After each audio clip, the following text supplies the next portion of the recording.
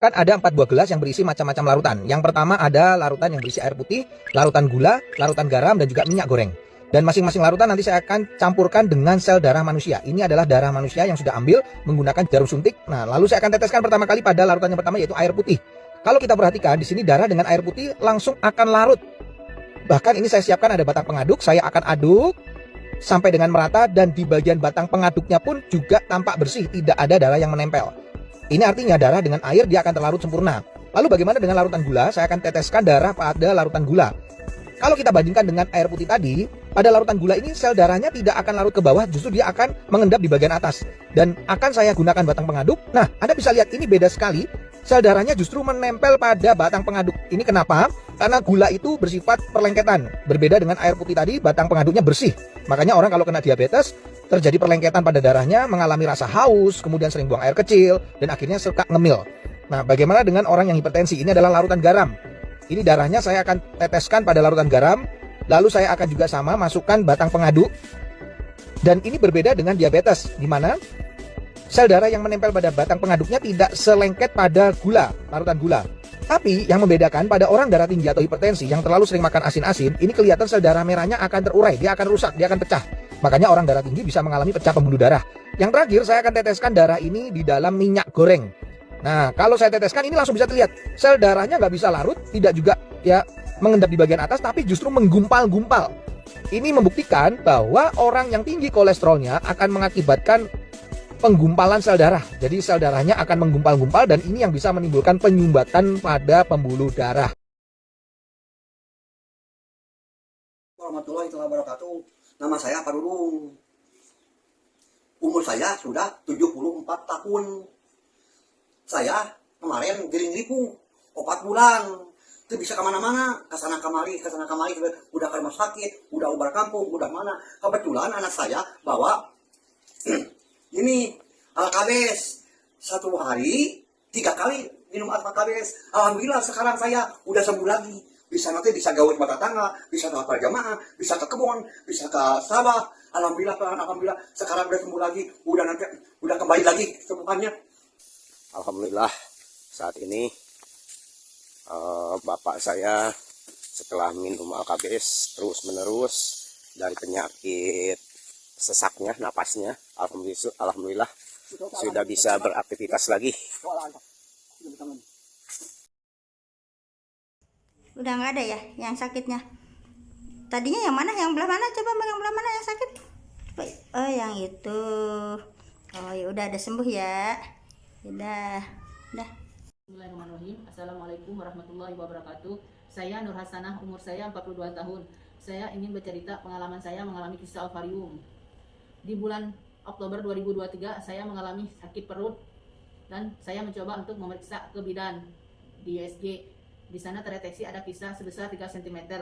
Kemudian bidan menyarankan saya untuk periksa lagi ke dokter kandungan. Nah, setelah saya ke dokter kandungan, USG lagi, kista saya pertama besar menjadi 7-8 cm. Gitu. Selama saya mengalami kista ovarium itu, badan saya menyusut, sesak napas, terus tidur aja tidak bisa terlentang ya, tidurnya harus duduk gitu. Terus sakit gitu, kaki saya bengkak, perut saya bengkak, perut saya membesar, kaki membesar juga ya. Setelah itu dokter kandungan menyarankan saya untuk periksa ke rumah sakit, ke Objin, dokter Objin ya. Di sana saya di USG.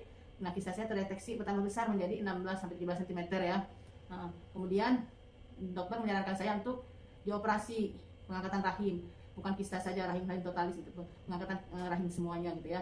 Alhamdulillah ada tetangga yang menyarankan untuk minum Alkabes. Nah, dengan wasilah Alkabes itu perut saya mengempes, kaki saya mengempes semua. Nah, akhirnya operasi yang sudah dijadwalkan tanggal 12 April 2024 ini tidak jadi karena sudah kempes semuanya ya. Nah, alhamdulillah juga berkat Alkabes ini head saya yang tadinya tidak susah head ya selama masa kista selama 6 bulan, sekarang headnya sudah lancar, nafsu makan juga meningkat, dan alhamdulillah bobot badan juga udah bertambah lagi sekarang ya. Alhamdulillah dengan wasilah Alkabes Izumi ini head saya lancar kembali, nafsu makan saya juga meningkat lagi, dan badan juga merasa segar. Sampai sekarang juga saya masih mengkonsumsi Alkabes bertetes untuk pencegahan ya bagi saya. Nah, sekian saja sedikit pengalaman yang saya ceritakan lewat kista ovarium berkat Alkabes ini ya. Alhamdulillah rabbil alamin. Beri juga masuk juga ya. Halo Lur, nah ini namanya Bapak Haji Insinyur Radu Sekti Wibowo Lur. Iya lagi ngetes nih. Kita tes pH air Alkabes. Nah ini ya, ini pH-nya 6,22 ya Lur ya, sebelum dikasih Alkalibes, Yuk. Alkabes. Kita tetesin. Nah kita tetesin 1 tetes, reaksinya seperti apa ya Lur? Jadi berubah atau enggak, atau kaleng-kaleng atau enggak gitu loh. Jadi kita harus spillover, diaduk-aduk, digoyang-goyang, dicelup, dijilat. Perlu dijilat nggak Mas? Enggak ya? Boleh. Nah, kita, Yuk, bismillahirrahmanirrahim. kita lihat dulu.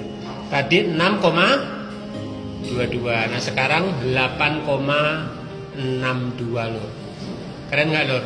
Padahal cuma 1 tetes loh Lur. Nah ini belum berhenti ya. Kita lihat berhentinya berapa. Nah, jadi membuat air biasa menjadi air alkali. Nah alkali itu sifatnya basa loh. Jadi bagus untuk tubuh. Jadi tubuh yang asam mudah terserang penyakit, mudah lelah, mudah letih, akhirnya timbullah beberapa macam penyakit. Ketika dikasih minuman yang sifatnya alkali, maka akan asam itu akan netral gitu loh. Nah, berhenti Air alkali itu 8,5. 8,8. Ini sudah lebih dari 8,5 sudah alkali. Nah, ini 8,85 Lur, mendekatin 9. Sebenarnya udah alkali karena udah 8 di atas 8. Keren nggak Lur? Menurut kalian gimana ini Lur? Tetes aja ya. Nah, keren ya Mas Ardo ya? Saya kirim video Ustadz Dokter Zaidul Akbar. Nah. Beliau bilang virus, bakteri, jamur itu tidak bisa hidup di lingkungan basa atau alkali. Jadi yang punya kanker, kista, kan itu virus ya. HIV insya Allah bisa tertekan virusnya. Virusnya mungkin masih ada tapi nggak bisa hidup. Jadi ada alat yang untuk naikin pH juga ya Mas, tapi kan mahal ya. Mahal. Jadi kalau kita Alkabes ini cuma 1 tetes bisa untuk berapa liter Mas ini? 1 botol itu? 1 tetes itu untuk 500 ml. Nah, berarti kalau 1 botol itu? 1 botol ini 250 tetes berarti 250 botol. Wah keren kan, jadi Lebih ya, lebih hemat. lebih irit, lebih murah ya. Sip. Gitu Lur, demo dari kita ya Lur. Ya, kayaknya